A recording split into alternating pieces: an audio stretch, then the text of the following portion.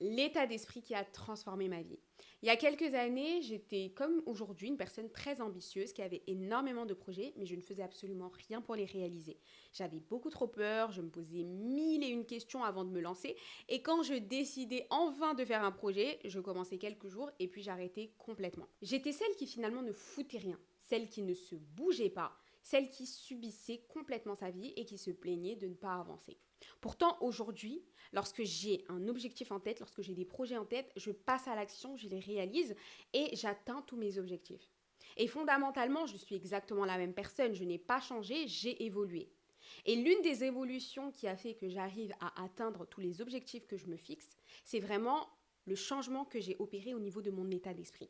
Et l'idée dans cet épisode, c'est que vraiment je t'explique tous les changements que j'ai fait au fil du temps, parce que je t'assure que la personne que je suis aujourd'hui n'est absolument pas la même au niveau du mindset, au niveau de l'état d'esprit, que celle que j'étais il y a quelques années. Donc je vais vraiment t'expliquer tous les changements que j'ai fait au niveau de mon état d'esprit pour réussir à atteindre tous mes objectifs, pour que toi aussi tu puisses réussir à devenir la meilleure version de toi-même. Si tu ne me connais pas, moi c'est Amy et je suis la fondatrice de l'Unifia. C'est une marque de bijoux spécialisée dans les piercings.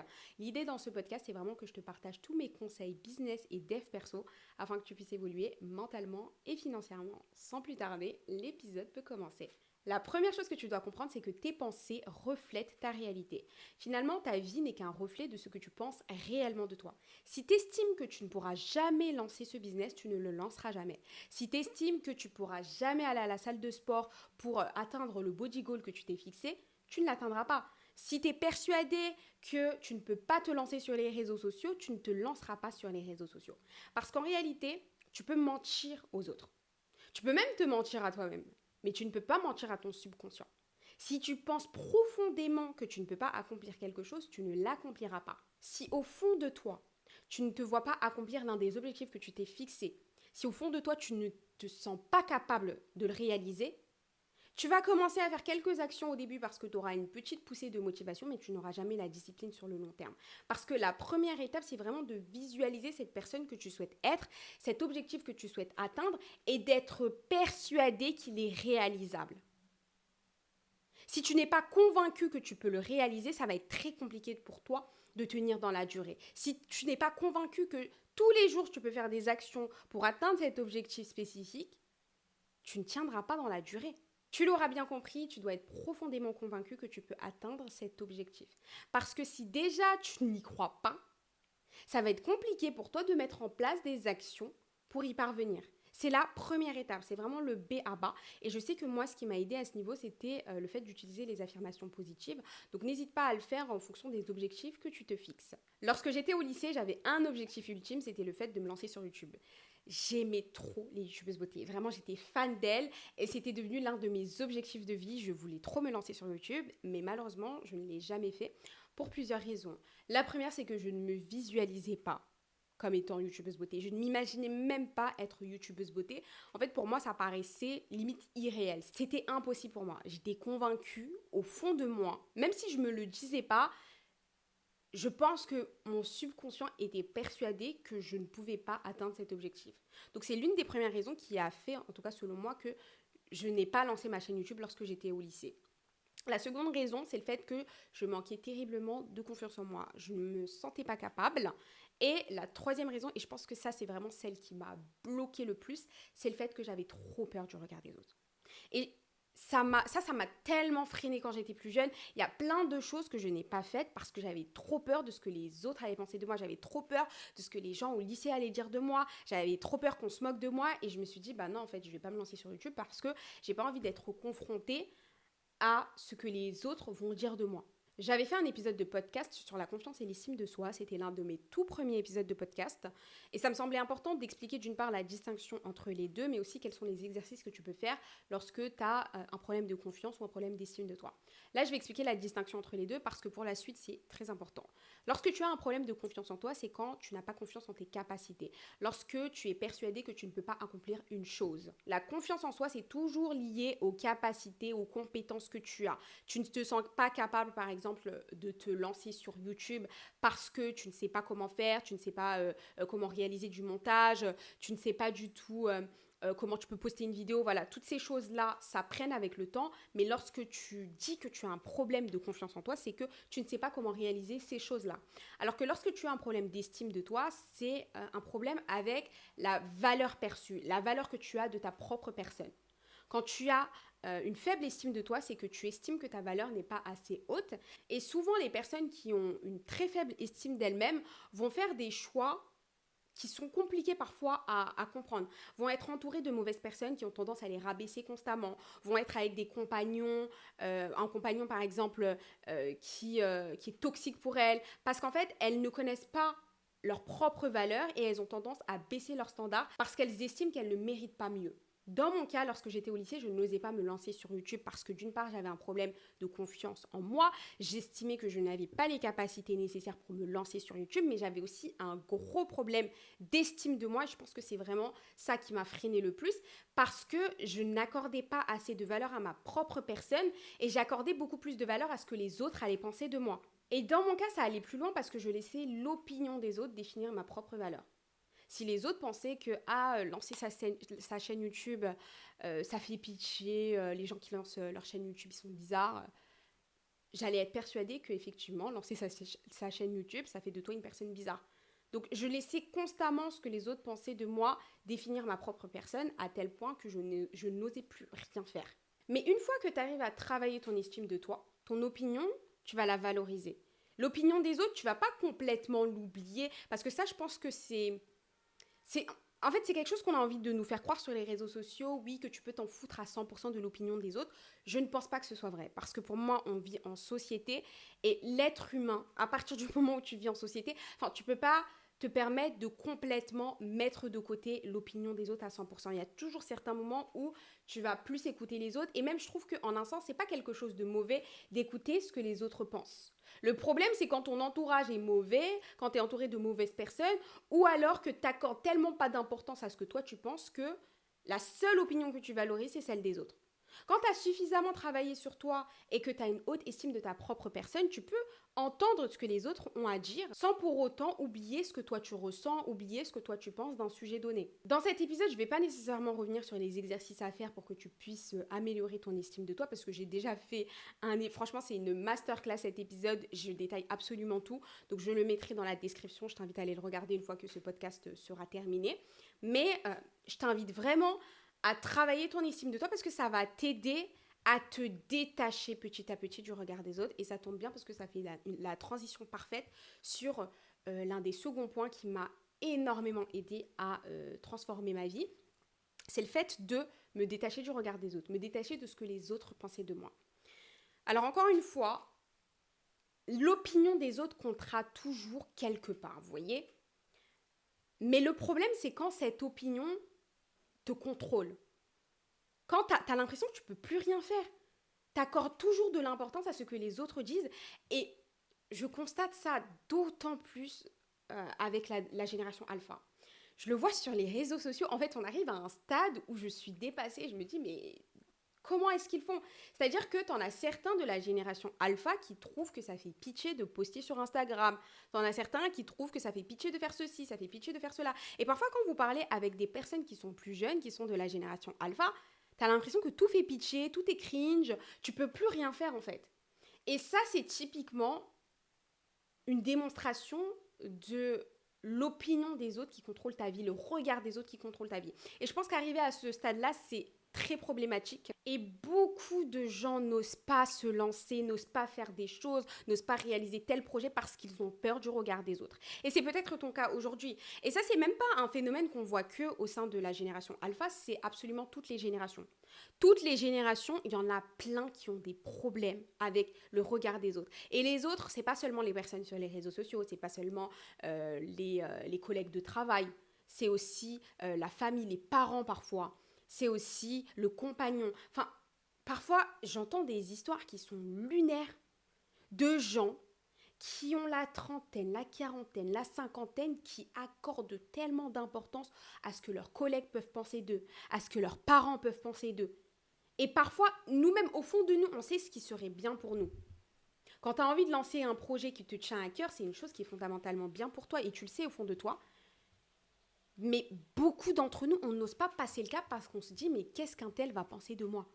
Et encore une fois, j'étais cette personne. J'avais trop peur du regard des autres. J'avais hyper peur du regard des autres au lycée. Quand, par rapport à ce que je vous ai dit, je n'osais pas du tout me lancer sur YouTube. Et je le répète, hein, la raison principale pour laquelle je ne voulais pas me lancer sur YouTube, c'est parce que j'avais trop peur de ce que les gens de mon école allaient penser de moi. Mais après, c'est quelque chose que j'ai connu par la suite, hein.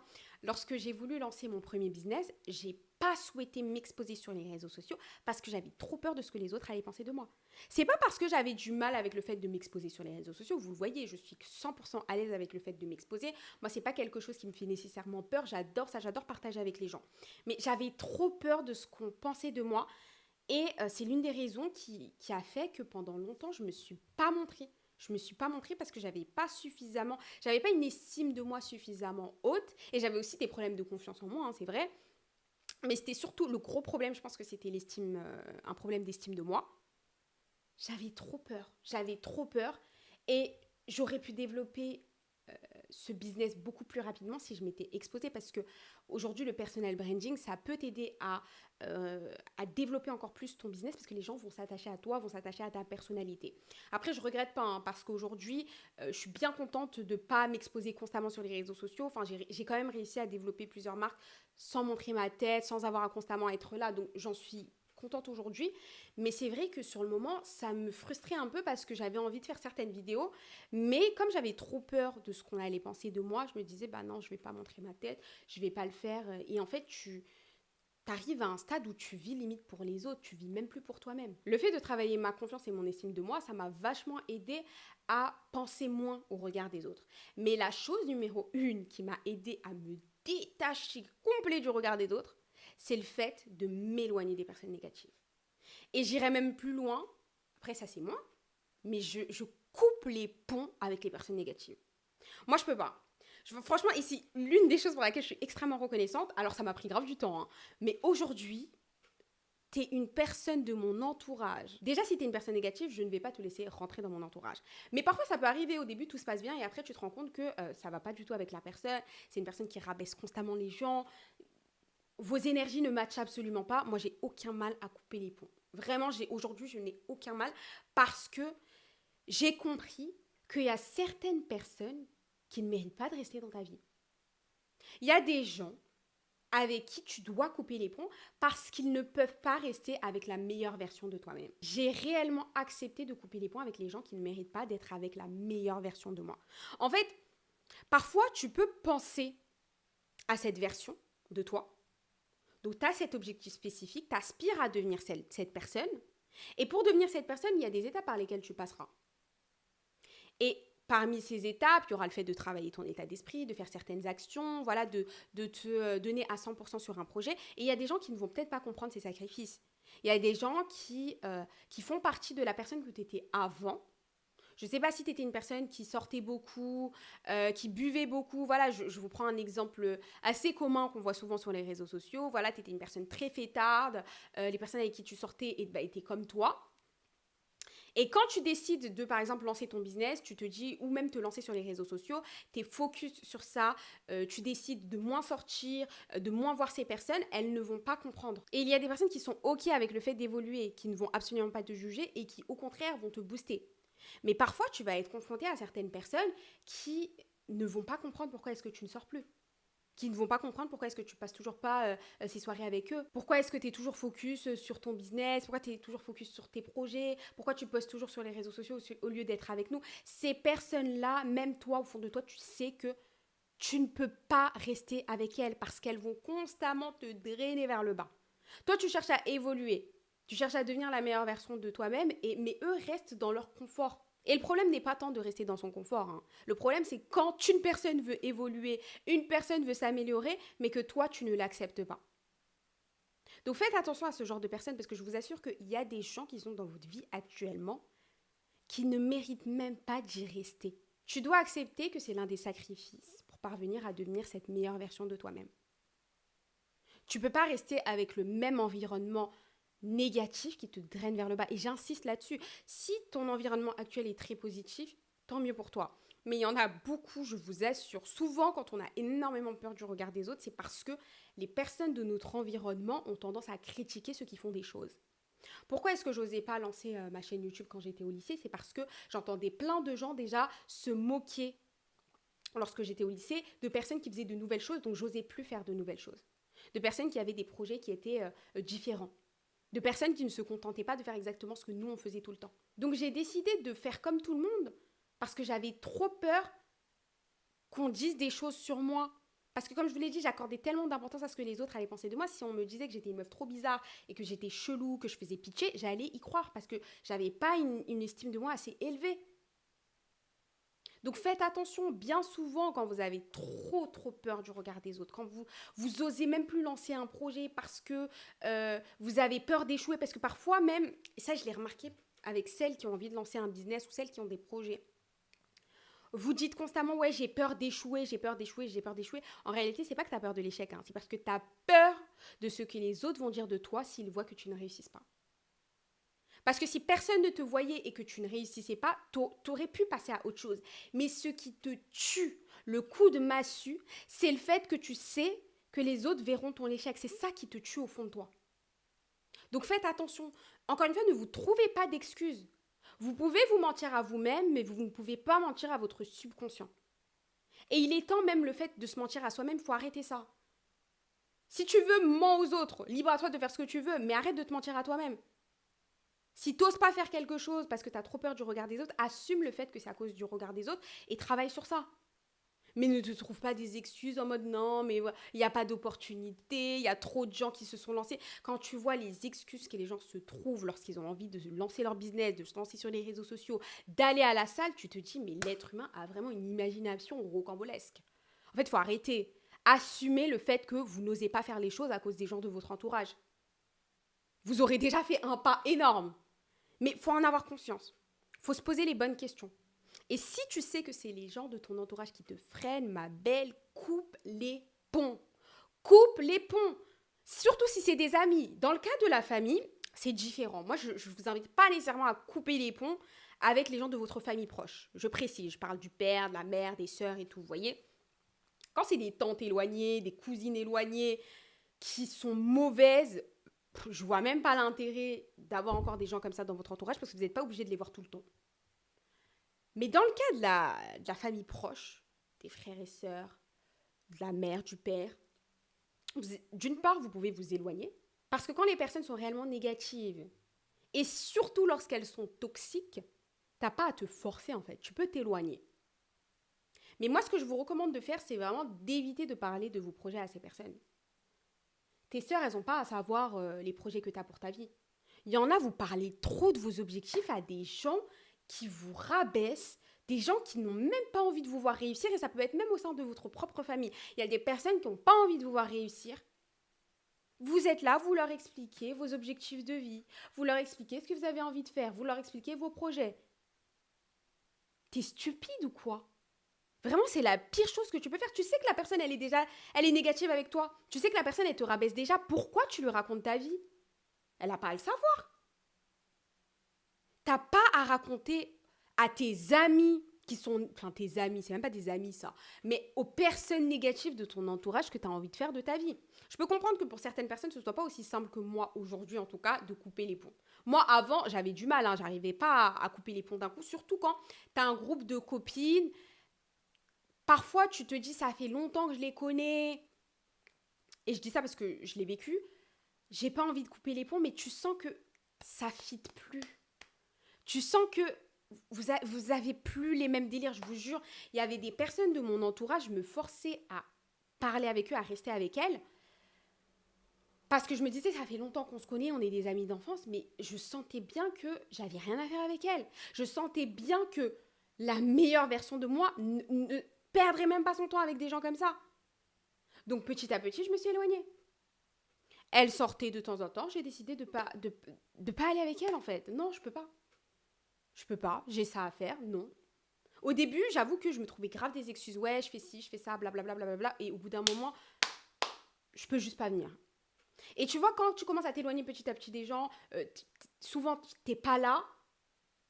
Ils vont plus attendre de toi que tu sois là. Et limite, ces personnes-là ne vont même plus te proposer de sortir avec elles, et tant mieux. Lorsque je n'avais pas le courage de couper les ponts avec les personnes négatives de mon entourage, je m'éloignais juste d'elles. Je m'éloignais petit à petit. Et ça, je trouve que c'était une chose qui m'avait énormément aidée. C'est petit à petit, je m'éloigne de toi. Tu veux qu'on sorte, qu'on fasse ceci, qu'on fasse cela? Bah écoute, je suis pas disponible. Je peux pas. Au début, comme je vous l'ai dit, je me trouvais des excuses. Ouais, non, je travaille. Ouais, non, je fais ceci, je fais cela, blablabla, blablabla, blablabla. Après, à la fin, je disais juste non, simplement. Et c'est comme ça que j'ai réussi à m'éloigner de ces personnes négatives. Et je vous assure qu'aujourd'hui, les personnes de mon entourage sont très positives. Quand j'ai des projets, quand j'ai envie de faire des choses, j'ai plus cette peur. J'ai plus cette peur parce que je sais que j'ai un entourage qui va me booster. J'ai un entourage qui va me tirer vers le haut, qui va toujours me pousser. Oui, Ami, tu peux le faire. Oh, c'est trop bien, c'est trop cool, c'est sympa, blablabla, blablabla. J'ai pas un entourage qui est là en mode ah, t'es bizarre, tu vas faire ça. Non, mais tu fais pitcher, tu vas jamais y arriver. Non. Donc, cette peur du regard des autres n'existe plus parce que j'ai un entourage qui est sain. Donc, je t'invite aussi à faire le tri dans ton entourage, à t'éloigner petit à petit des gens. Et si vraiment tu as le courage, coupe les ponts. Tu avanceras vachement plus vite. L'autre élément qui a énormément joué sur mon état d'esprit, c'est le fait de me responsabiliser. Il me semble que je vous en avais déjà parlé dans un épisode de podcast, mais moi, je suis convaincue. En fait, je suis arrivée à un stade où je suis convaincue que 100% des choses qui se passent dans ma vie sont de ma responsabilité. J'ai conscience du fait qu'il y a des facteurs qui sont externes, qui ne dépendent absolument pas de moi, mais c'est pour vous dire que je suis arrivée à un niveau où je me responsabilise à 100%. Et il faut faire bien attention avec ça parce que je pense sincèrement que ça dépend de la personnalité de chacun. Il y a des gens qui vont se responsabiliser à 100% et ils vont se mettre à pleurer tous les jours de leur vie parce qu'ils vont se dire que c'est de leur faute. Si tu es ce genre de personne, ne fais pas la même chose que moi. Mais moi, je sais que j'ai ce recul de me dire, ok, il y a certaines choses pour lesquelles il y a certaines choses qui ne sont pas de mon ressort. Il y a des choses que je ne contrôle pas. Par contre, quand il se passe des éléments pour lesquels je ne suis pas très contente dans ma vie, je vais juste me poser et je vais réfléchir aux choses que je peux contrôler, aux choses que j'aurais pu améliorer. Je me dis toujours quelque part, c'est peut-être de ma faute, j'ai peut-être fait de mauvais choix, j'ai pris des mauvaises décisions, mais je ne m'apitoie pas sur mon sort, sur des éléments qui sont déjà passés. Et j'ai conscience, encore une fois, du fait qu'il y a des éléments que tu ne contrôles pas. La famille dans laquelle tu es né, tu ne contrôles pas. Le lieu où tu es né, tu ne contrôles pas. Il y a plein d'éléments comme ça que tu ne contrôles pas. Donc l'idée, c'est pas de te morfondre sur ton sort par rapport à ces choses-là, mais c'est d'accepter le fait que ce qui se passe dans ta vie à partir de maintenant, c'est de ta faute. En fait, c'est de te responsabiliser. C'est hyper important de te dire que c'est ta faute. En fait, pour moi, quelque part, c'est reprendre le pouvoir sur ta vie. Parce que si tu te dis toujours, ouais, c'est de la faute de l'État, c'est de la faute de mes parents, c'est de la faute de ceci, c'est de la faute de cela, tu blâmes tout le monde et tu perds le contrôle sur ta vie. Donc l'idée avec le fait de se responsabiliser, c'est vraiment de se dire, ok, il y a des choses qui sont passées. Voilà. Tout ce qui s'est déroulé avant, je n'ai plus aucun contrôle là-dessus. C'est passé, c'est comme ça. Par contre, ce que je peux faire, c'est essayer de faire une introspection sur moi-même et de voir tout ce que j'aurais pu améliorer, tous les choix que j'aurais pu mieux faire. Et à partir de là, tu vas prendre le contrôle sur l'instant présent. Parce qu'il y a deux choses que tu peux contrôler. La première, c'est ton futur. C'est-à-dire qu'aujourd'hui, tu peux mettre des actions qui vont te permettre, sur le long terme, d'avoir la vie que tu souhaites avoir, mais la chose que tu peux le plus contrôler dans ta vie, c'est l'instant présent. Et le jour où tu te rendras compte de ce pouvoir, ta vie changera complètement. Il y a énormément de gens qui négligent le pouvoir de l'instant présent, qui négligent cela en fait. Et je pense que c'est parce que quelque part, il y en a certains qui ne se sentent même plus responsables de leur propre vie. C'est pour ça que t'en vois plein, mais plein, qui ne font rien de leur vie, qui passent leur journée à scroller sur les réseaux sociaux, à aller regarder Netflix. Encore une fois, vous savez que moi, je ne suis pas pour couper complètement les choses qui te font passer, enfin le divertissement, les choses qui te font passer du bon temps. Mais quand tu arrives à un stade où tu ne fous plus rien de ta vie, c'est que tu te responsabilises absolument pas. Parce que si tu te disais, ok, la vie que j'ai actuellement, c'est de ma faute, même si tu as bien compris que ce n'est pas 100% le cas, mais quand tu arrives à switcher ton mindset et à te dire, ok, c'est de ma faute et c'est à moi de tout faire pour améliorer ma condition actuelle, tu prends le pouvoir sur ta vie. Tu profites du pouvoir de l'instant présent et là, tu peux plus avancer. Et par rapport à l'instant présent, ça me permet de parler du fait de passer à l'action. Ça, c'est une chose sur laquelle j'insiste énormément parce que c'est la chose la plus importante. Tu auras beau travailler, faire des exercices, faire ceci, faire cela sur ton état d'esprit, penser des choses, lire des affirmations et ainsi de suite. Mais si tu ne passes pas à l'action, si tu ne mets pas des actions en place tous les jours pour atteindre ton objectif, ça sert à rien. Vraiment, c'est inutile. D'autant plus que le fait de passer tous les jours à l'action, d'avancer tous les jours sur tes objectifs, ça te permet de travailler ta confiance en toi. Parce que, je l'avais dit dans l'épisode sur la confiance et l'estime de soi, par rapport à la confiance en soi, l'un des meilleurs moyens de la travailler, c'est le fait de faire des petites actions tous les jours qui te rapprochent de l'objectif que tu souhaites atteindre.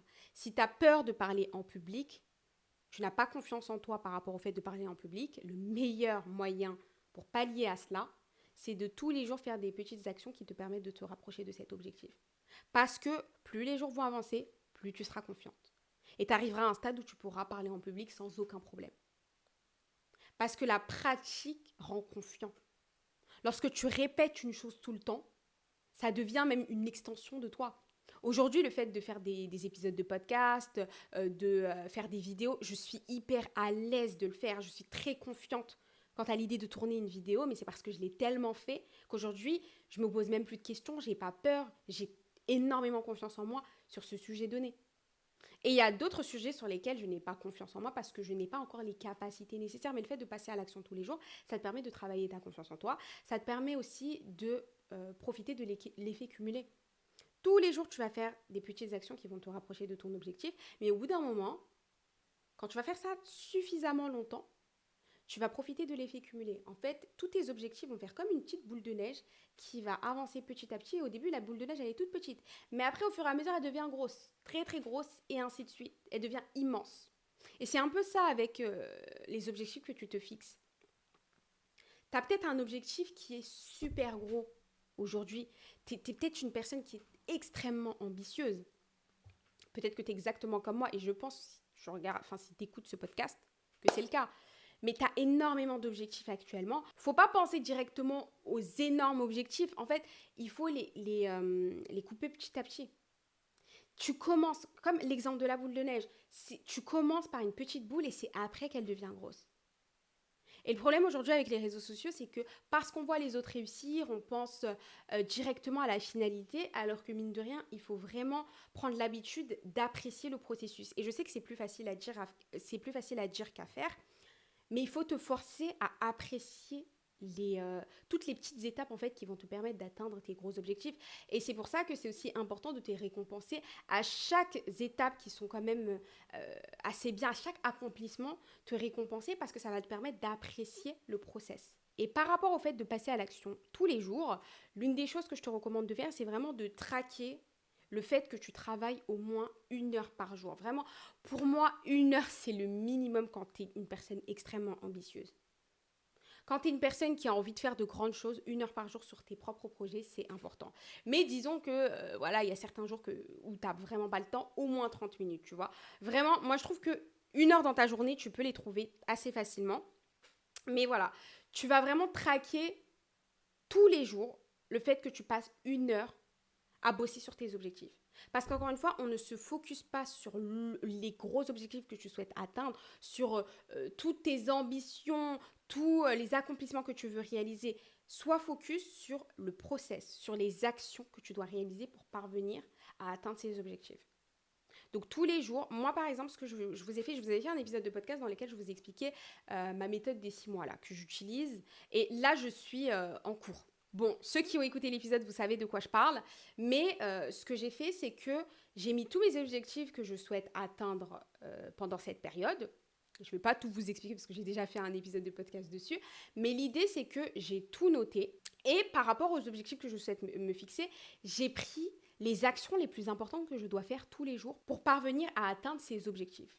Parce que je souhaite atteindre plusieurs objectifs, mais j'ai vraiment détaillé les actions principales, celles qui sont les plus importantes. Ça ne sert à rien d'en avoir 10 000 parce que sinon, tu ne vas pas les réaliser. Il faut se focus sur les plus importantes et l'idéal serait d'en avoir moins. Moi, je sais que par exemple, j'ai 3 éléments que je fais tous les jours et aujourd'hui, là, actuellement, je me concentre sur le fait de faire ces actions tous les jours.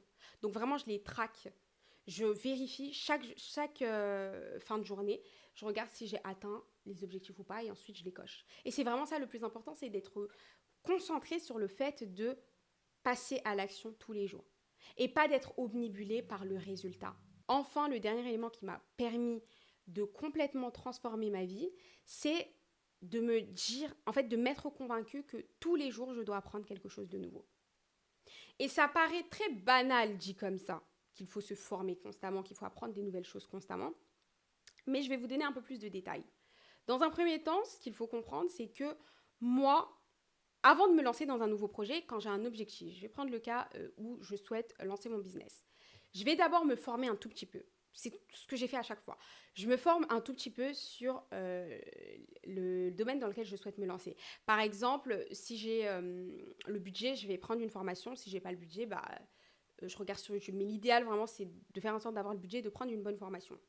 Donc voilà, j'ai envie de lancer mon business, je prends une formation. Je ne vais pas regarder la formation jusqu'au bout.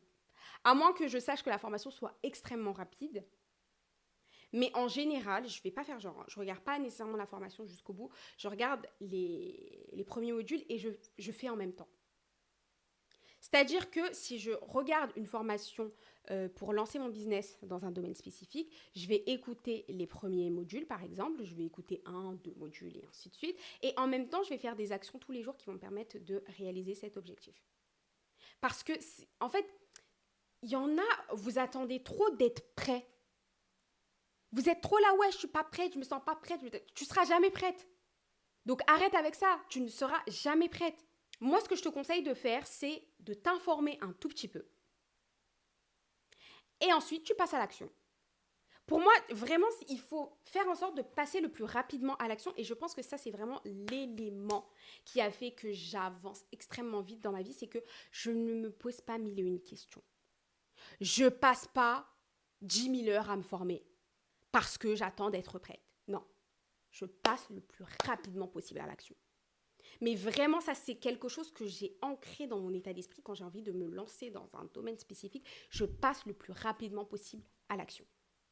Parce que le problème, c'est que si tu dis, OK, je vais regarder la formation en entier, souvent, tu as des formations qui sont de plusieurs heures, ça va te prendre du temps. Parce que ce qui se passe lorsque tu apprends un nouveau sujet, c'est qu'au début, tu n'y connais rien. Ensuite, plus tu avances, plus tu commences à avoir de plus en plus confiance, plus tu te sens à l'aise parce que tu apprends de nouvelles choses constamment et tu te dis, ouais, je maîtrise le sujet.